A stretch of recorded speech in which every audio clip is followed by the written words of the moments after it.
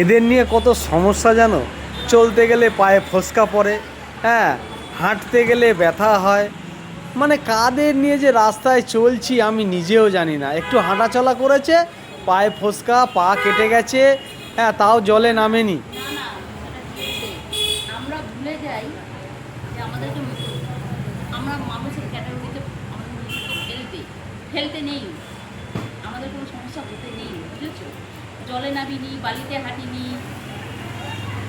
তারপর কি দৌড়াদৌড়ি করিনি, ছুটোছুটি করিনি, কিচ্ছু না, রিল্যাক্সে থেকেছি। ওই যে বছরে একবার যদি এইভাবে নিয়ে বেরো, এটাই হয়। এটা প্রত্যেক মাসে অভ্যাস থাকবে, তবে না অভ্যাস হয়ে যাবে, তবে এই সমস্যাগুলো হবে না। মানে কথার পরিপ্রেক্ষিতে কথা তৈরিই থাকে আর কি। না, প্রত্যেক মাসে নিয়ে বেরোবে, তবে দেখবে এই সমস্যাগুলো তোমারও হবে না, আমারও হবে না। প্রত্যেক মাসে কেন, আমি তোমাকে রোজ নিয়ে বেরোবো হ্যাঁ ইভিনিং ওয়াকে। হ্যাঁ, ইভিনিং ওয়াকে হ্যাঁ। হেঁটে কি লাভ আছে?